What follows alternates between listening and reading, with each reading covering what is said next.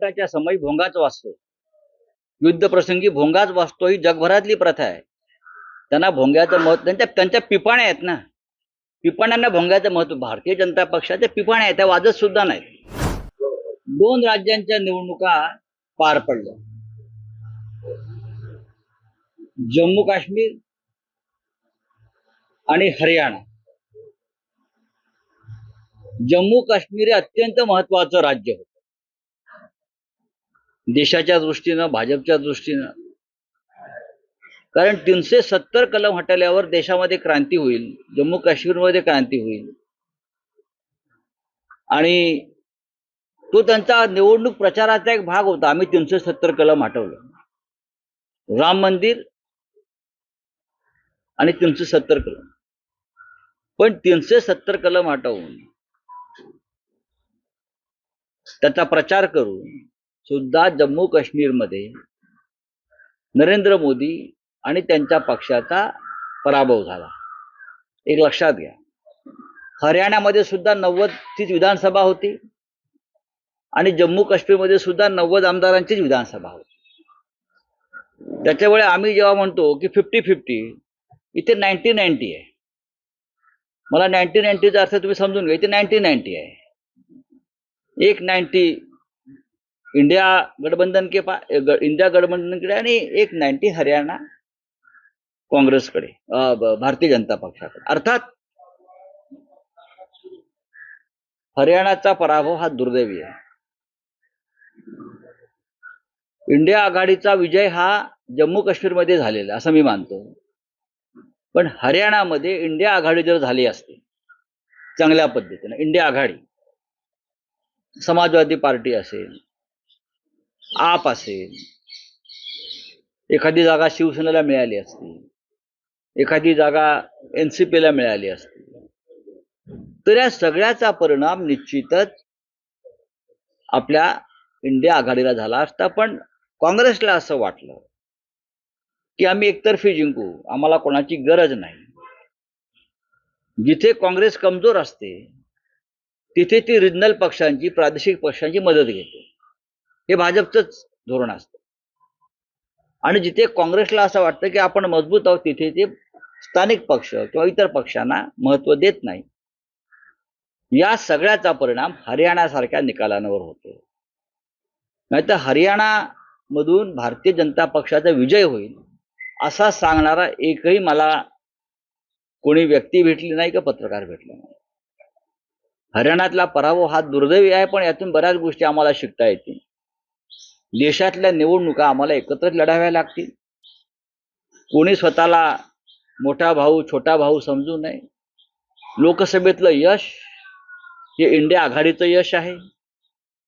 आणि अर्थात तुमचा पुढला प्रश्न असेल महाराष्ट्रात काय. हरियाणातल्या निकालाचा कोणताही परिणाम महाराष्ट्रावर होणार नाही. महाराष्ट्रामध्ये शिवसेना, राष्ट्रवादी काँग्रेस आणि काँग्रेस या तिघांची महाविकास आघाडी आहे.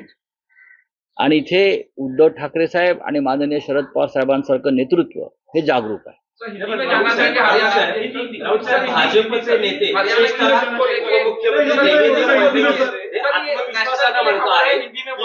हरियाणाची पुढच्या 1 ते 1.5 महिन्यात महाराष्ट्रात पुनरावृत्ती शक्यच नाही. हरियाणाचा विजय का फार मोठा, महान, दैदीप्यमान विजय नाही. ठिकठिकाणी अपक्षाने फार मोठ्या प्रमाणात त्यांनी उभे करून मतं घेतली. आपण पहा ना, हरियाणामध्ये आमच्या मतामध्ये विभाजन झालं. भारतीय जनता पक्षाने ते करण्यात, बघा शेवटी जो जिंकतो तो सिकंदर असं हिंदीमध्ये म्हण आहे. तुम्ही जिंकलात, तुमचं अभिनंदन. तुम्ही विजय मिळवलात, तुमचं अभिनंदन. देशामध्ये लोकशाही आहे. काँग्रेस पक्षाने या संदर्भात निवडणूक आयोगाकडे काही तक्रारी केलेल्या आहेत, त्याचा विचार व्हायला पाहिजे. पण जणू काही देवेंद्र फडणवीस हरियाणामध्ये गेले आणि विजय प्राप्त केला वगैरे सोडून द्या, असं काय होत नाही. 90 विधानसभेचं राज्य आहे, लहान राज्य आहे. इतर काही जातीपातीची गणितं असतात. तरीही काँग्रेसला मला वाटतं 36 जागा मिळाल्या. 45चं बहुमत असतं. 9 जागा कमी पडल्या. 9 जागा कमी पडल्या ना, 25 जागा नाही कमी पडल्या. अर्थात आम्ही निराश झालेलो नाही, पण यातून काँग्रेस पक्षाला सुद्धा एक भूमिका घ्यावी लागेल अनेक राज्यातल्या निवडणुकांमध्ये. स्वबळावर लढायचं असेल काँग्रेसने देशभरात, मग त्यांनी तशी ती भूमिका घेतली पाहिजे. मग इतर पक्ष आपापला निर्णय त्या त्या राज्यामध्ये घेतील. सर, हरियाणा में आप जिस बताएं। हार हुई है सर, हरियाणा में जिस तरह से कांग्रेस हारी है, आपने सामना के संपादक ने भी लिखा है कि इस हार का मतलब हार की ये जिम्मेदार है। बात ऐसी है, हरियाणा के साथ जम्मू कश्मीर का भी चुनाव हो गया है. जम्मू कश्मीर में भी 90 विधायक है और हरियाणा में भी 90 है ना, 90 है, 90 वाला मामला था ये. तो एक 190 50-50 नहीं, 90-90 हो गया. एक 90 गया इंडिया गठबंधन के पास और दूसरा आया बीजेपी के पास. दोनों स्टेट का अपना अपना एक महत्व है, लेकिन बीजेपी के लिए जम्मू कश्मीर का महत्व सबसे ज्यादा रहा. 370 हटाया तो 2024 के चुनाव में प्रचार का मुद्दा रहा. मोदी जी तो और अमित शाह जी जगह जगह जाकर हमने कैसी मर्दानगी दिखाई और 370 को हटा दिया, लेकिन जहां से आपने हटाया वहां आप हार गए. आप देख लीजिए, आप हार गए. जम्मू कश्मीर में हम इसलिए जीते कि वहां इंडिया गठबंधन चुनाव लड़ रहा था, उमर अब्दुल्ला जी के या डॉक्टर फारूक अब्दुल्ला जी के नेतृत्व में इंडिया आघाड़ी का जो है, वहां कांग्रेस उनके साथ है और भी होते. हरियाणा में इंडिया गठबंधन नहीं बन पाया. हरियाणा में इंडिया गठबंधन नहीं बन पाया क्योंकि वहां कांग्रेस को लगता था कि बस हम अपने ताकत पर, अपने बलबूते पर जीतेंगे तो सत्ता में और कोई भागीदार नहीं चाहिए. तो हमारे जो मित्र है हुड्डा जी या कांग्रेस के नेता है, उनको लगा कि हम ही जीतेंगे. अगर समाजवादी पार्टी है अखिलेश जी की, आप है केजरीवाल साहब के नेतृत्व में, हमारे जैसे छोटे छोटे दल है, हमारे खाते में 1-2 सीटें आ जाती तो जरूर ये जो चित्र है, ये निर्णय है जो जनता ने दिया, उसमें जरूर बदलाव होता. मैं ये मानता हूं कि भारतीय जनता पार्टी ने जो चुनाव लड़ा है वो बहुत ही बेहतरीन तरीके से लड़ा है. हारी हुई बाजी बीजेपी ने जीत ली, ये मान्य करना पड़ेगा. और कांग्रेस तो जीत रही थी. ऐसी कोई व्यक्ति नहीं मुझे मिली देश में कि जो बोल रही थी, या पत्रकार हो या सर्वे की तो बात नहीं करूंगा, कि बीजेपी आ रही है. लेकिन बीजेपी आ गई. उनकी एक यंत्रणा है, उनका एक सिस्टम है, उनका एक मैनेजमेंट है, उनको मानना पड़ेगा. सर, मुख्यमंत्री एकनाथ शिंदे का बयान आया कि हरियाणा के बाद अब महाराष्ट्र में भी इसी तरह से होगा. एकनाथ हाँ, शिंदे तो उनको जाओ हरियाणा में बैठो, जैसे कि आपकी वजह से चुनाव जीता है वहां. महाराष्ट्र की बात अलग है. महाराष्ट्र में उद्धव ठाकरे है, महाराष्ट्र में शरद पवार साहब है. ये एकनाथ शिंदे को भूलना नहीं चाहिए. जो वहां हो गया हरियाणा में, हरियाणा की बात हरियाणा तक रहेगी, महाराष्ट्र की बात महाराष्ट्र में रहेगी. यहाँ आप कुछ भी करिए, आप जीतने वाले नहीं है. यहाँ हमारी आघाड़ी है, हम एक साथ है, एक साथ रहेंगे और चुनाव जीतेंगे. सर, भाजप आणि काँग्रेसमध्ये जेव्हा मागील काही काळामध्ये निवडणुका झाल्या त्यामध्ये काँग्रेसला पराभव पत्करावा लागला, मात्र हे जेव्हा काँग्रेस अलायन्समध्ये निवडणूक लढवते तेव्हा मात्र काँग्रेसचा विजय होतो. याचा विचार काँग्रेस पक्षाच्या वरिष्ठ नेतृत्वाने करायला हवा की ज्या राज्यामध्ये काँग्रेस कमजोर असते त्या राज्यामध्ये काँग्रेसला इतर प्रादेशिक पक्षांच्या मदतीने निवडणुका लढायच्या असतात. पण ज्या राज्यामध्ये असं वाटतं काँग्रेसला की आपण मजबूत आहोत, आपली हवा आहे, तिथे मात्र काँग्रेस आपल्या सहकाऱ्यांना लांब ठेवते आणि मग त्याचा परिणाम हरियाणासारखे निकाल लागण्यावर होतो. हे आता हळूहळू याच्यावर सगळ्यांनी विचार केला पाहिजे. हरियाणातला निकाल बदलता आला असता, बदलू शकला असता, किंवा अधिक ज्याला कांटे की टक्कर म्हणतो ती होऊ शकली असती. काही पक्ष असे आहेत की ज्यांना तिथे महत्त्व देणं गरजेचं होतं. समाजवादी पार्टी असेल, आप तिथे निवडणुका लढते, आपच्या मतांचा तिथे काही टक्का आहे. या सगळ्यांशी चर्चा करून इंडिया आघाडी म्हणून जर हरियाणामध्ये निवडणुकांना आपण सामोरे गेले असतो तर निकालामध्ये नक्की बदल झालेला असता. पण हरियाणाचा निकालाचा फायदा एक झाला की महाराष्ट्रामध्ये त्याच्यामध्ये आम्हाला काही दुरुस्ती करता येईल. महाराष्ट्राच्या निवडणुकांवरती परिणाम इतकाच होईल याचा की जे हरियाणातल्या चुका ज्या आहेत त्या महाराष्ट्रात होणार नाही. म्हणजे असं समजावं का की महाविकास आघाडीत आता शिवसेनेची जागा वाटपात बार्गेनिंग पॉवर अजिबात नाही. हे असं आम्ही कधीच म्हणणार नाही. कोणाचीही बार्गेनिंग पॉवर वगैरे हे विषय जे आहेत हे आमच्या डोक्यात सुद्धा येत नाहीत. कसली बार्गेनिंग पॉवर? महाराष्ट्राच्या प्रतिष्ठेच्या संदर्भात कोणते बार्गेनिंग पॉवर नाही आणि तडजोड नाही. राऊत साहेब, आणखी एक आहे की काल उद्धव ठाकरेंनी पुन्हा एकदा मुख्यमंत्री पदाच्या विषयाला हात घातला आहे. त्यांनी म्हटलंय की कोणालाही मुख्यमंत्री म्हणून जाहीर करा, माझी त्याला सहमती असेल, नक्की पाठिंबा असेल. माननीय उद्धव ठाकरे यांनी सांगितलं ते 100% सत्य आहे. जम्मू काश्मीरच्या निवडणुकीमध्ये ओमर अब्दुल्ला हा चेहरा होता.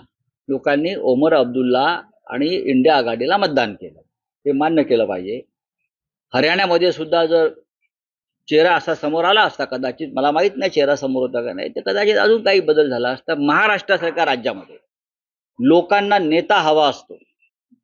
आधी निवडणुका लढायच्या, जिंकायच्या आणि मग नेता, हे धोरण लोकांच्या पचनी पडत नाही. माझा नेता कोण या राज्याचा, माझं नेतृत्व कोण करणार आहे, या राज्याला चेहरा कोणता आहे हे स्पष्ट केला. एकनाथ शिंदे हा चेहरा नव्हता, तो लादलेला चेहरा आहे. आता त्या चेहऱ्याने समोर जावं, भाजपने जाहीर करावं हा चेहरा आहे म्हणून, किंवा भाजपने जाहीर करावं की आमचे 3 चेहरे आहेत, जे आहेत 3 चेहरे, कोण फडणवीस, शिंदे आणि अजित पवार, या 3 चेहऱ्यांना घेऊन त्याने निवडणूक लढवावी. काही हरकत नाही ना, पण त्यांनी जाहीर करावा चेहरा, मग त्यांना कळेल. हरियाणा की हार के बाद क्या एमपीए में यहाँ सीट शेयरिंग के ऊपर असर पड़ेगा? नहीं, कोई असर नहीं. सीट शेयरिंग का जो मामला है लगभग पूरा हो चुका है, लेकिन हमको कुछ सबक लेनी पड़ेगी.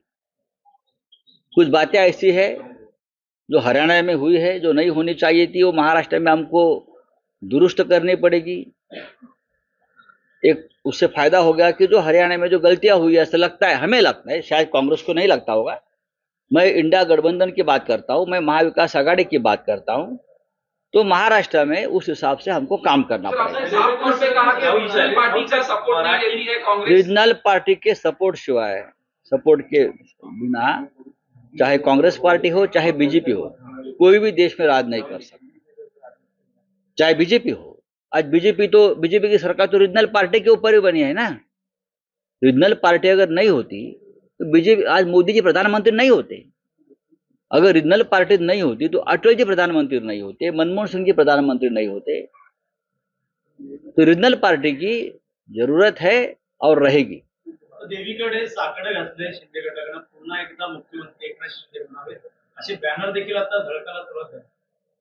हे भारतीय जनता पक्षाला हा नवस मान्य आहे का? हे नवसाचं पोर जे आहे, त्यांनी खरं म्हणजे नवस तिथे रेडे कापून करायला पाहिजे. त्यांची जी भूमिका आहे किंवा त्यांची जी श्रद्धा आहे, ती वेगळ्या प्रकारच्या श्रद्धा आहेत त्या. पण ठीक आहे, प्रत्येकाला अशा प्रकारे आपल्या नवस वगैरे जे काय आहेत, अंधश्रद्धा मुक्त महाराष्ट्रातले, ते त्यांनी करत राहावे. रावसाहेब, अजित पवारांची उमेदवारी बारामतीतून प्रफुल्ल पटेल यांनी जाहीर केली आहे. अनेकदा संकेत दिले होते अजित पवारांनी की ते बारामतीतून लढणार नाही, पण कार्यकर्त्यांचा आग्रह आहे आणि काल प्रफुल्ल पटेल यांनी उमेदवारी जाहीर केली. प्रफुल्ल पटेल त्यांच्या पक्षाचे अध्यक्ष आहेत, कार्याध्यक्ष आहेत, मोठे नेते आहेत. बारामतीची घोषणा त्यांनी दिल्लीतून केल्यासारखं मला वाटतंय. आता प्रफुल्ल पटेल साहेबांनी आमच्या घोषणा केल्यामुळे आता अजितदादा पवारांना पक्षाचा आदेश त्यांच्या मानावा लागेल आणि बारामतीतून लढावं लागेल. आता प्रफुल्ल पटेल यांनी अजितदादांना अडचणीत आणलंय की अजून काय केलं, हे महत्वाचं आहे पाहणं. सर, आपने कहा दिल्ली से घोषणा हुई अजीत पवार की, तो क्या इशारा है, बीजेपी की तरफ से घोषणा हुई? अजित पवार जी की पत्नी सुनित्रा पवार जी को चुनाव लड़ना है बारामती से, ये निर्णय दिल्ली में हुआ था, और अजित पवार को बारामती से चुनाव लड़ना, ये निर्णय भी दिल्ली से हुआ है. चलिए, thank you very much. Devendra फडणवीसांनी परत काही विचारलंय की कसं वाटतंय तुम्हाला? सगळा भोंगा असं त्यांनी काल म्हटलं. सगळ्याचा भोंगा म्हटलंय की सगळ्याचा भोंगा रेडी होते, मात्र स्क्रिप्ट तयार होती, निकालानंतर ती स्क्रिप्ट तयार होती. असं वाटत होतं की काँग्रेसचा विजय होईल. तुम्ही असे महत्वाचे प्रश्न सगळ्या शेवटी का विचारता? नाही, कारण मध्ये हिंदीमध्ये बोला, काय प्रश्न आहे आपला? देवेंद्र फडणवीस असं म्हणाले काल की सगळ्याचा भोंगा हा रेडी होता, त्याच्यावेळी स्क्रिप्ट रेडी होती, पण आता तुम्हाला कसं त्यांनी भोंग्याचं महत्व समजून घ्यावं. मुंबईतल्या त्यांना जर मुंबईतल्या भोंग्याचं महत्व माहीत नसेल तर ते मराठी माणूस नाहीत. मुंबईतल्या गिरणीच्या भोंग्यानं या महाराष्ट्रामध्ये फार मोठी चळवळ उभी केलेली आहे, मराठी माणसाला जागरूक केलंय. बरं का. आणि संकटाच्या समयी भोंगाच वाचतो, युद्ध प्रसंगी भोंगाच वाचतो, ही जगभरातली प्रथा आहे. त्यांना भोंग्याचं महत्व, त्यांच्या पिपाण्या आहेत ना, पिपाण्यांना भोंग्याचं महत्व. भारतीय जनता पक्षाच्या पिपाण्या आहेत, त्या वाजत सुद्धा नाहीत. आणि त्या पिपाण्या सुद्धा बाहेरच्या भाड्याच्या असतात. फडणवीसांनी पिपाणी वाजून दाखवावी, तोंडातून फेस येईल त्यांच्या. आता आलेलाच आहे. खरं म्हणजे त्यांच्या बाजूला ज्या दोन पिपाण्या आहेत, मिंदे आणि अजित पवार, त्यांच्यापुढे यांची पिपाणी सध्या वाजत नाही. आमचा भोंगा वाजतो आहे. आणि महाराष्ट्राची जनता भोंगा सकाळी 9ला ऐकतोय आणि त्यानुसार आपला कार्यक्रम ठरवते राजकीय. हे त्यांना माहिती आहे. भोंग्याला घाबरतात. मुंबईच्या गिरण्यांतून वाजणारा भोंगा यानं मराठी माणसाला कायम जागं ठेवलं. त्यांना भोंग्याचा इतिहासच माहीत नाही. त्यांनी जरा इतिहास समजून घ्यावा भोंग्याचा. जेव्हा जेव्हा युद्धजन्य परिस्थिती निर्माण झाली तेव्हा प्रत्येक वेळेला भोंगा वाजत आला या मुंबईमध्ये. मग स्वतंत्रता संग्राम असेल, इतर लढाई असतील, अत्यंत बालबुद्धीचे असे नेते आहेत देवेंद्र फडणवीस. त्यांचं वाचन फार तोकडं आहे. त्यांना संघाच्या पाठशाळेमध्ये काय वाचायला देत होते किंवा काय त्यांची शिकवणी होती मला माहीत नाही. आणि ते भोंग्याची चेष्टा करतात, हा मराठी माणसाचा अपमान आहे.